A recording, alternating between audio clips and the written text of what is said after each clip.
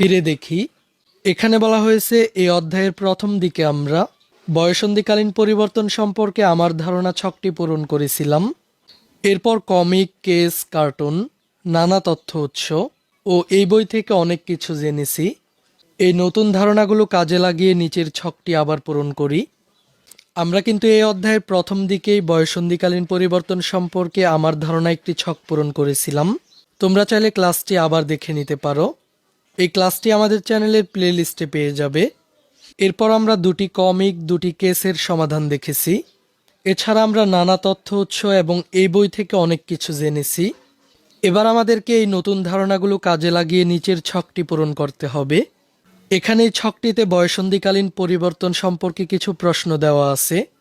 আমাদেরকে প্রতিটি প্রশ্নের উত্তর নিচের ফাঁকা জায়গায় লিখতে হবে। প্রথম প্রশ্নটি হলো বয়সন্ধিকালীন পরিবর্তন সম্পর্কে আমি কি জানি। এরপর আমার শরীরের পরিবর্তন সম্পর্কে এখন যা জানি। আর শেষের প্রশ্নটি হলো আমার মনের নতুন ভাবনাগুলো সম্পর্কে এখন যা জানি। তো চলো আমি তোমাদেরকে এই প্রশ্নগুলোর নমুনা উত্তরগুলো দেখিয়ে দিচ্ছি। প্রথম প্রশ্নটি ছিল বয়সন্ধিকালীন পরিবর্তন সম্পর্কে আমি কি জানি। এই প্রশ্নটির নমুনা উত্তরে তোমরা লিখতে পারো, বয়সন্ধিকালীন পরিবর্তন সম্পর্কে আমি যা জানি তা নিচে দেওয়া হলো। বয়সন্ধিকাল আমাদের শরীর ও মনের পরিবর্তনের একটি পর্যায়। এটি একটি শরীরবৃত্তীয় স্বাভাবিক প্রক্রিয়া।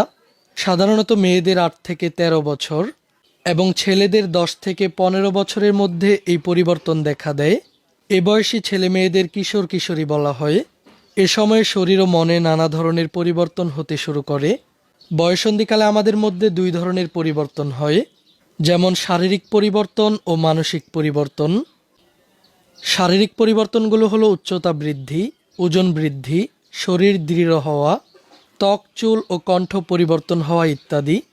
এরপর মানসিক পরিবর্তনগুলো হলো আবেগ অনুভূতি বৃদ্ধি পায়, নিকটজনের মনোযোগ, যত্ন, ভালোবাসা পাওয়ার ইচ্ছা তীব্র হওয়া, আর অন্যের প্রতি কৌতূহল সৃষ্টি হয়। এরপরের প্রশ্নটি হলো আমার শরীরের পরিবর্তন সম্পর্কে এখন যা জানি।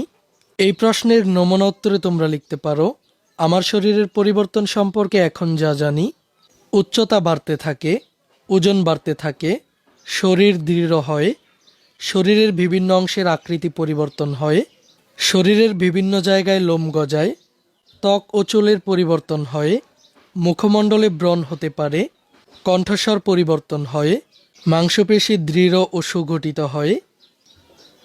এরপর সবশেষ প্রশ্নটি হলো আমার মনের নতুন ভাবনা সম্পর্কে এখন যা জানি। এই প্রশ্নের নমুনা উত্তরে তোমরা লিখতে পারো, বয়ঃসন্ধিকালে আমার মনে নতুন যেসব ভাবনা আসে সে সম্পর্কে এখন যা জানি তা হলো নিকটজনের মনোযোগ, যত্ন, ভালোবাসা পাওয়ার ইচ্ছা জাগে, আবেগ অনুভূতি তীব্র হয়, একজন আলাদা মানুষ হিসেবে নিজের ব্যক্তি পরিচয়ে পরিচিত হওয়ার ইচ্ছা জাগে, অন্যের প্রতি কৌতূহল তৈরি হয়। এই ক্লাসে এই পর্যন্তই। পরবর্তী ক্লাসে আমরা কৈশোরের যত্নে আমার পরিকল্পনা থেকে আলোচনা করব। এই ক্লাসটি তোমাদের কাছে কেমন লেগেছে তা আমাকে কমেন্ট করে জানিয়ে দাও। আর আমাদের চ্যানেলে যদি নতুন হয়ে থাকো তাহলে চ্যানেলটিকে এখনই সাবস্ক্রাইব করে রাখো।